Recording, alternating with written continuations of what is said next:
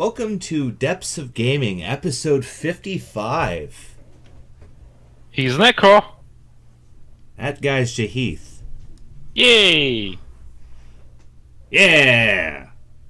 And we have weekly news, weekly content of news for you. News of content. We have lots of news that has content that are new. That are new. Hence the nomenclature. However, we have some quick old death charges for you. Some quick old bites.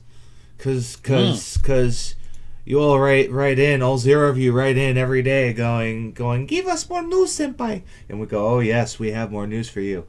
Number one, Frostpunk sold 250,000 copies in 66 hours. And then promised new content. Yeah, they basically made up the entire... they made their budget back. Yeah, they made their budget back in 66 hours, and they are on indie. And that's a very good news, because this industry needs indies. It really does.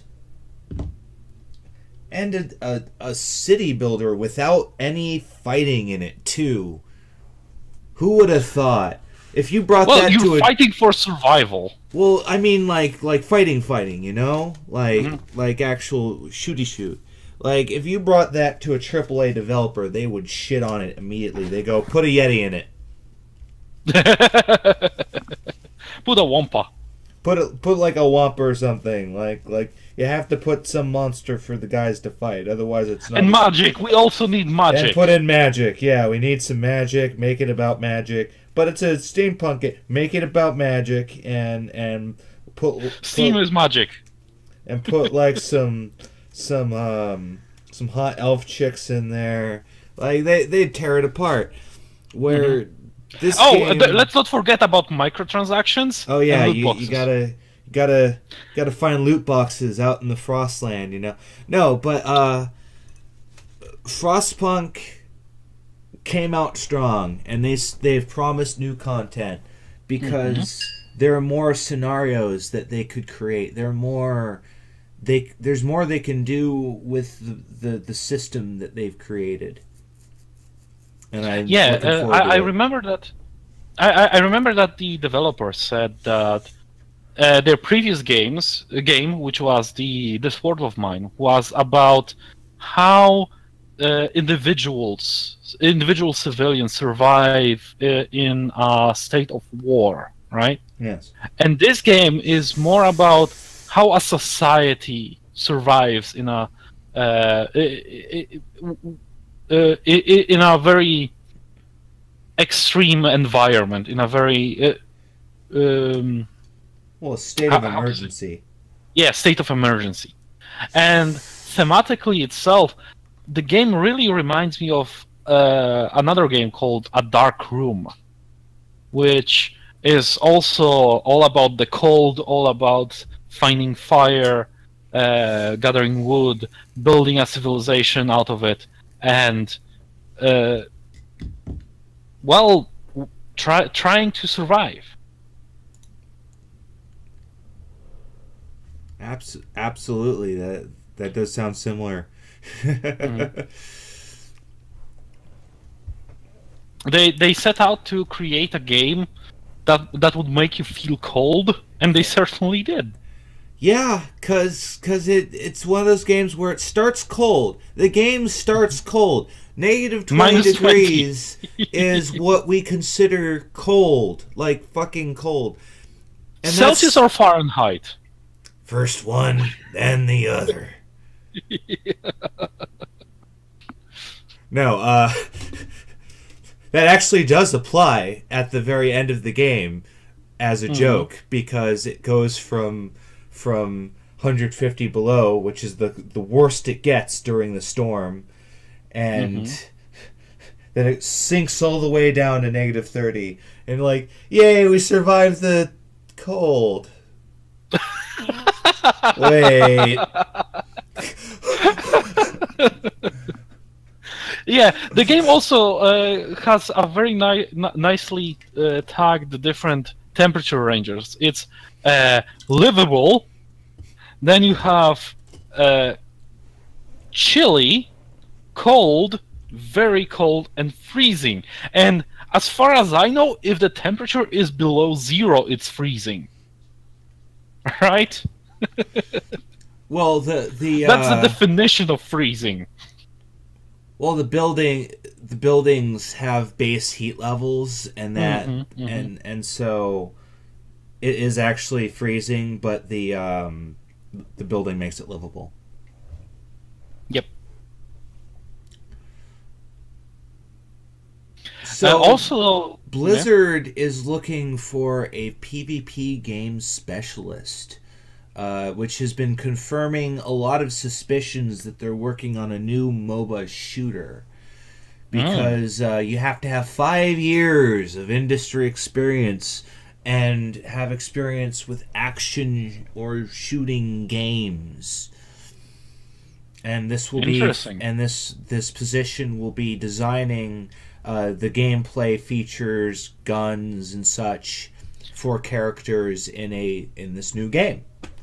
Yeah, and let's think about it. What kind of is it going to be a new franchise, or is it going to be set in the old franchise? Yeah, because that's interesting. Because it's all been whispers. Because about a month ago we covered that there was rustling over in Blizzard's corner that they were doing something. Now we know they're up to something. Yeah, so there are many different ideas that can be that this new shooter from Blizzard can be, but it's very possible that they're trying to resurrect StarCraft Ghost. Right. I wouldn't be surprised. For those of you that don't know, StarCraft Ghost was a console game where you kind of you sneaked around. You had all the abilities of a ghost from StarCraft. You could turn invisible. You could use psi powers, stuff like that. And that's where the character Nova actually came from. She was originally the protagonist in Ghost. However, the game got canceled, and she eventually showed up in StarCraft 2. Yep. I'm sure that whatever Blizzard is doing, because Blizzard has a very good track record. Whatever it's going to be a fun game. They they did a lot of training with the Overwatch, so they have the idea of how a shooter should feel like, how it should play, in order to make the game exciting. So if they can lift the lessons that they learned from the Overwatch series and put it in this new shooter, I'm sure it's going to be very good. Yeah, because there's no end to the possibilities of what this can be. We need more information, and we're probably not going to get it yet. So, on to the actual news. The MOBA Super Monday Night Combat is shutting down because of a new EU privacy law. Yes. Now, many people are going to say that, oh, it's just big government trying to shut down the businesses. Bomber's gonna put us in FEMA camps. They're turning the frogs gay. But the truth is that this European directive that basically talks about privacy laws is all about cranking up the security, or not really cranking up the security.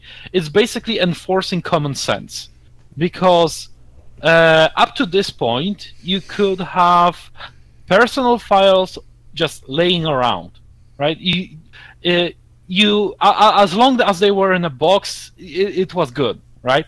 Now the box actually has to be locked. So my idea is, if these people have to shut down their game because of the privacy laws, then something really bad had to be on the books there.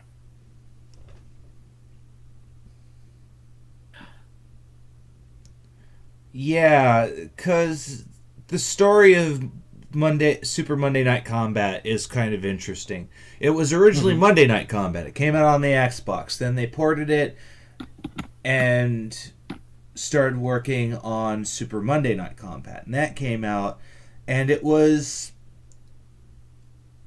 basically like that MOBA with the gods in it. You Smite.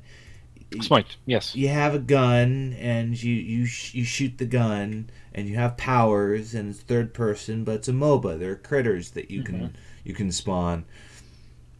And so the game suffered horribly because there was a character with a rocket launcher.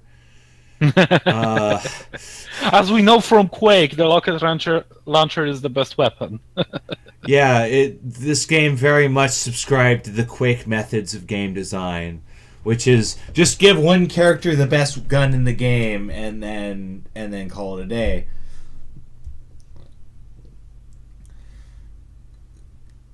And that's something we've kind of learned from game design too, is if you give a character a rocket launcher, you have to know what you're doing. Yep. Like TF2 did rocket launchers fairly well. This game did not.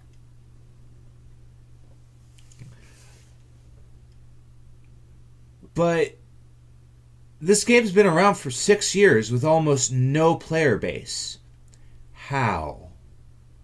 So the question... So I really do think that they were data mining people. Yep.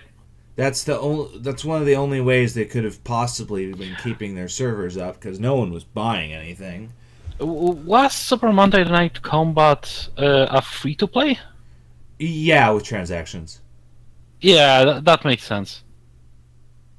Yeah, if no one's actually using your microtransactions, then you have to find other ways to make money. And if they were data mining people, then yeah, that's pretty lucrative. Okay. PlayerUnknown Battlegrounds. Anti-cheating crackdown leads to arrests. Mostly in China, though, which is interesting. All of them in China. Yeah, I remember that there was a story running like a couple of months ago where players were being called racist because they wanted Chinese people to be isolated to their own servers, because 95% of all cheaters were Chinese. So if you had a Chinese person on in your game, it was pretty high chance that it was a cheater. So what you're saying, Christian, is that we need to build a wall and make China pay for it. Actually, China already has a wall. It's called the Great Chinese Firewall. I'll build a better wall. It'll be the best wall. Be made of fire. My engineers said it'll be made of fire. An actual fire. It'll be. Yeah. I'll call it the Bigley Firewall. I'm sorry, Mr. Trump, but Chinese people had beat you to it. They have a better wall. It's longer and it's thicker. I'll show you I have no problem there.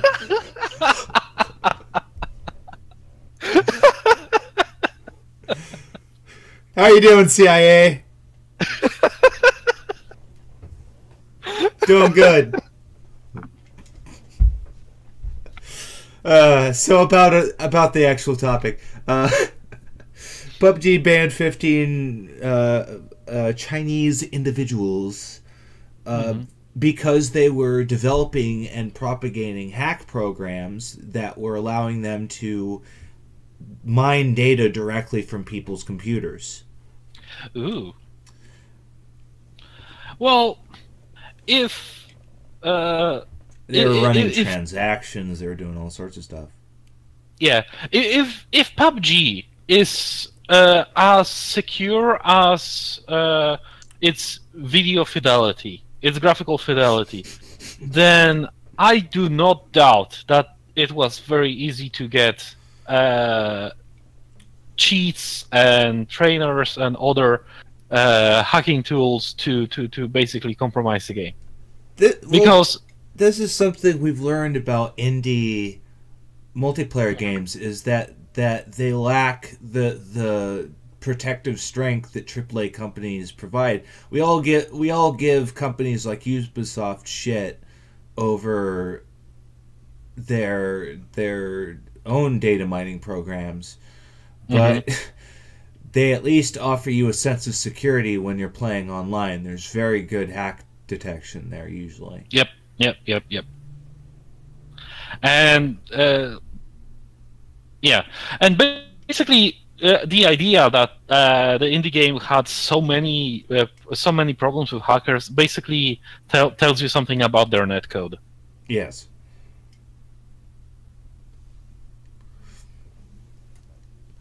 So the hope here is that they'll get these guys to squeal. Because these people not only have been hacking, because we're talking about 15 hackers, right? Yeah. So, and in a country which has like 3 billion people, that is basically nothing. Yeah. That doesn't even register as a statistic. That's like part of a department. Yeah. And these people are important because they were creating and distributing those hacking tools, which means that now, since the code for that is in the hands of the officials, that means that we would be able to crack down on all of the unauthorized hackers. Of course, the authorized Chinese authorized hackers, those will be hacking away, but the unauthorized hacking will be cracked down upon. Right, because you have to realize that China is still a communist country. Yeah. And the government wants to basically hack the world. Gotta hack the planet, bro. Yep. Flotilla 2 has been announced for VR only. Yay! And I played Flotilla. It was fun. You have your fleet of ships that you pretty much keep. It was kind of the before FTL. Because it was random generated too. You jumped around and you encountered people, but it was more of a goofy, tongue-in-cheek game, where FTL is more of an in-your-face, I am going to punish you. I see. This is like a full 3D game too, so having it in VR actually makes a lot of sense. Well, there are two reasons for this. One, both of them because the developer fancy. Because Blendo's been around for a while. They made Operation Zombie Smasher, whatever it was called. They made Gravity Bone and Quadrilateral Cowboy. Like, they've been making games for a while, and it's basically went, I want to make a VR game. It's time for a VR game. Yeah.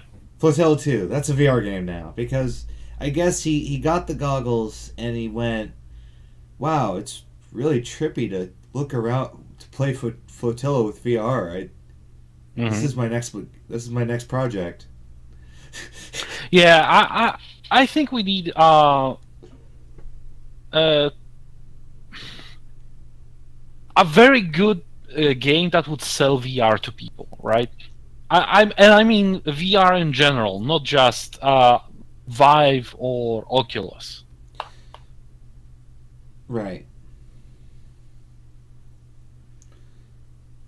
Because that technology is very cool, but it really needs some boost. I remember that recently I've read that VR technology as a whole is on the decline recently. So I'm thinking that since early adopters got already their new toy, there's not much incentive for other people to buy VR, and since there are no killer apps for it, people are not really pushing for it. Yeah, because there are party games, and a lot of the streamers have VR, and that's the other thing, is it's so expensive that people will just want to watch streamers play the game.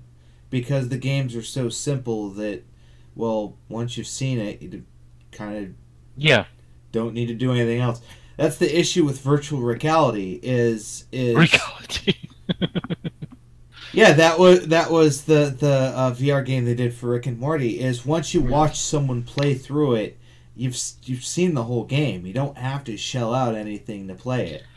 Well, the same can be the same argument can be made about lots of games. Yeah. There are streamers out there that are playing like adventure games, like Wolf Among Us and what was it? I got a guy in trouble because Shin Megami Tensei series too. Streaming that right? The day it came out. And there are people who are going to just watch the streamer and don't really buy the game, but vast majority of people will buy the game because the streamer played it. Yeah, but will they buy the $500 VR set? Well, that's a question, really, because I don't know how much streamers and video and internet personalities actually sell the particular product. I know that they certainly sell the video games that they play, but I don't know about the hardware.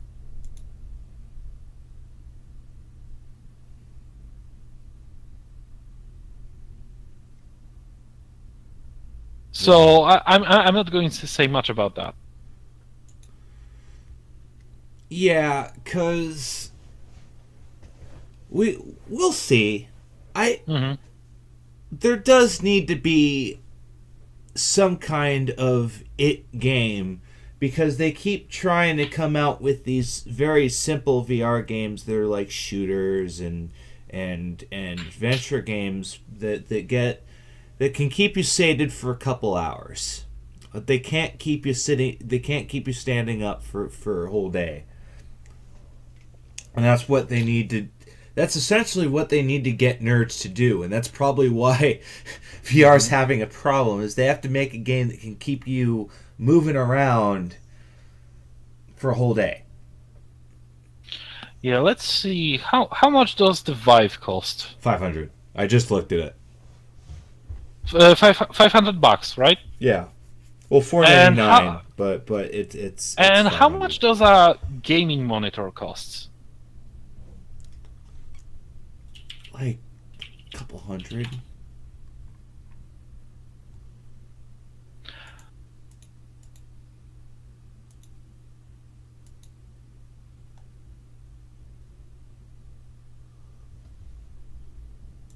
About first one that comes up is €600. 600 euros in US dollars. That's $728. 730. So a gaming monitor is a little bit more expensive than virtual realities. Apparently, which is quite that is very interesting. So technically, VR is cheaper than a. Yeah, I didn't expect that. Yeah, VR is more affordable than it used to be 800 and it dropped, I think. Yeah. So it's actually got I could technically afford VR. It's just I wouldn't be eating for that month. Well, one thing is to have the VR headset and controllers, you have to have right? The space for it, yeah. You also have to have the space. That's another thing, and the third thing is you have to have the graphics card that can support the power required to drive it. Right? Yeah, because that's the thing. Because the goggles are a piece of the puzzle. Yeah. Yeah, the goggles are simply a glorified monitor, and they're basically an add-on to your computer. Right. right? Because without computer, it's just piece of expensive plastic. Yes. And what irks me about that is that companies are trying to limit certain video games to that piece of plastic. You mean like Flotilla 2? Is Flotilla 2 it's limited to only to Vive or to It's VR Oculus? specific.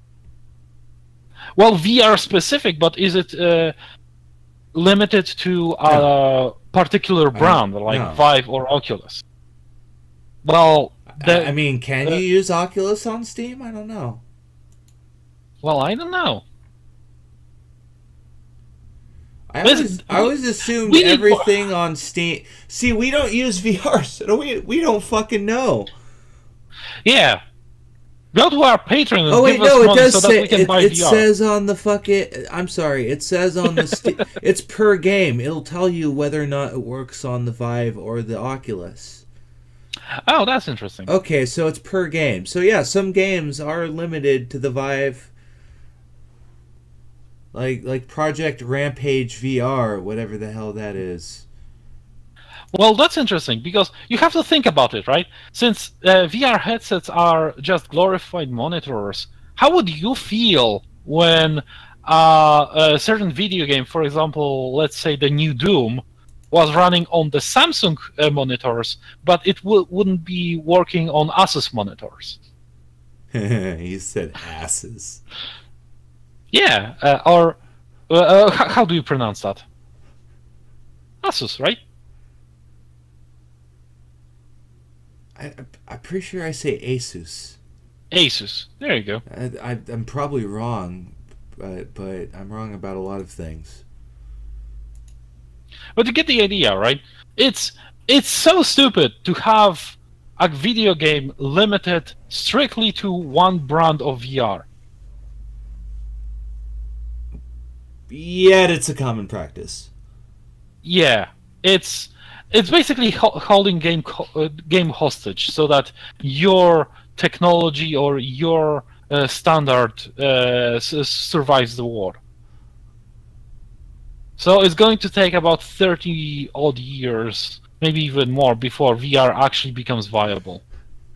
You remember that they announced VR porn like immediately after VR started existing, right? Mm-hmm. Like, cause I bring that up because there's a game on Steam called Elven Love where you just stare at a scantily clad elf chick. That's interesting. I did not know that. Well, there's a lot of things you learn when you scroll through the VR section of Steam. Yeah, but what's interesting is 3D printing, right? That technology comes from around 70s of the last millennium, right? So, however, we didn't get the outburst of all the 3D printing technology all until 2010. 2010. That's because all the patents for the 3D technology went expired around that time. That's the reason why we have all the 3D printers and all the indies are focusing on 3D printing technologies right now. Right. That's because those fucking patents are expired right now. And until the same happens to the VR tech, we're not going to see any kind of explosion. And the worst thing about those patents is them holding the patents did nothing to expand the technology. The technology was stagnant for like 40 years. Yeah, the 3D printing was fairly stagnant until the indie crowd finally got their hands on it and random companies started designing these amazing new 3D printers. Yep.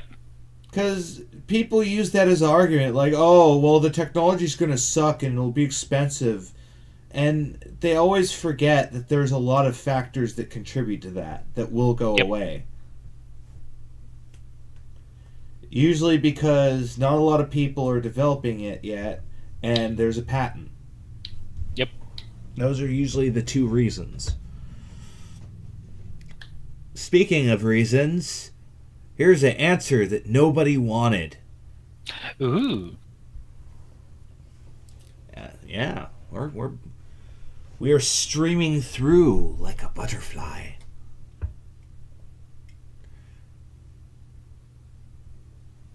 Casteris writes, question regarding low social standing stats. What's the difference between having 2 social standing and 6? So rolling characters. This character's accent continually shifts and is Mike okay now? I'm sorry.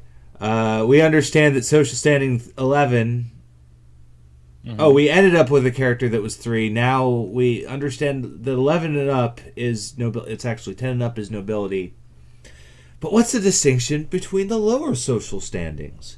Is 4 a criminal, an outcast?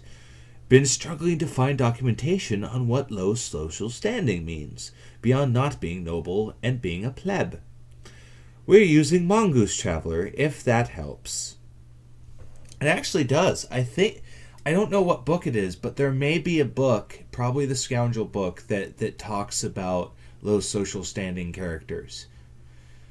But I believe so, yeah. When you have low social standing, you're essentially known as a pariah. People don't like you. So basically, imagine the difference between Markiplier and Logan Paul. Fuck Logan Paul. I'm sorry, what was your point? Yes, that's my point, right? That's the joke. Logan Paul is such a despicable person that we simply watch him to see how horrible human beings can be. Because the argument to that is, well, but everyone's talking about Logan Paul now. Isn't that a bad thing? Well, a lot of people talk about Donald Trump and Hitler, but it's not quite the same thing. No. Yeah. It's kind of the talk of murder. It's kind of the same talk that happened before Julius Caesar died. Mm-hmm. Yeah. So you can technically be very recognizable and popular, but you can also be very despised when your social standing is very low. You power, yeah. Yeah. There is, contrary to popular belief, there is such a thing as bad publicity.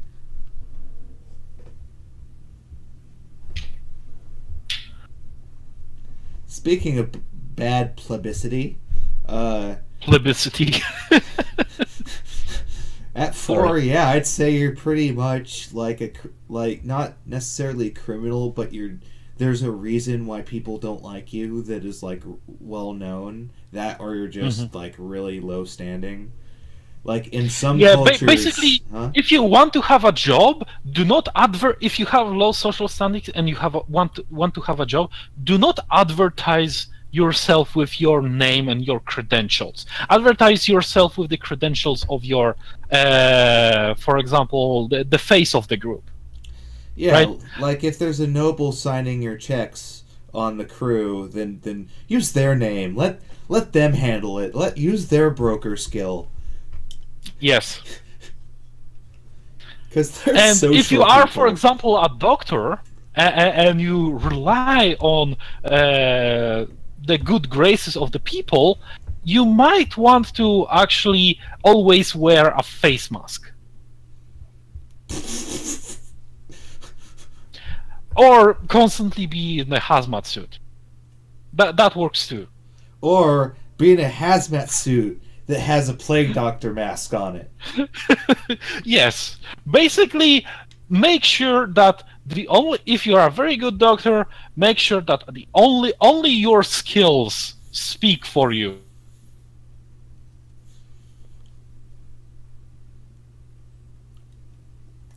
Yeah, I mean, if you're playing a citizen, then yeah, I would say that you'd be one of them bad people if you had low social standing. Da. Hell, if you had low social standing as a criminal, you might be a snitch. Snitches get stitches, man. Snitches get stitches. At least they live to get a stitch, right? Sometimes. It depends on how bad the snitchery was. But as a general rule, yeah, they beat the shit out of you if you snitch. So what else was there about that social standing? Yeah, well, the thing about social standing is it roughly places you in the hierarchy slash caste system that is society. And depending on what society you're from, it's going to be more rigorous. Like Aslan society is very tiered by how much territory you own. So basically, if you have very high social standing, you have automatically a lot of territory. Well, it's the other way around. If you have a lot of territory, then you have a high social standing. Pardon.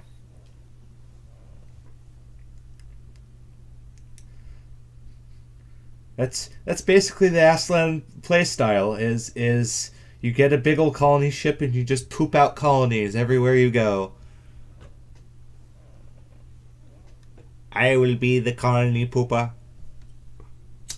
Mm-hmm. They're interesting in that way. But as to answer the actual question, First Edition Mongoose has several books you might want to look at. A lot of them are very loosely compatible with 2E because they just call for skill checks or skills, and you can just say those skills exist. Ooh, fancy. For instance, the Mercenary book has a lot of information on hiring and using mercenaries. And it also brings a few skills for like planet defense. Like there's a fortification skill and training skill and stuff like that. So you could easily port that into your game. Mongoose Traveler is a very moddable system. And I really like it for that.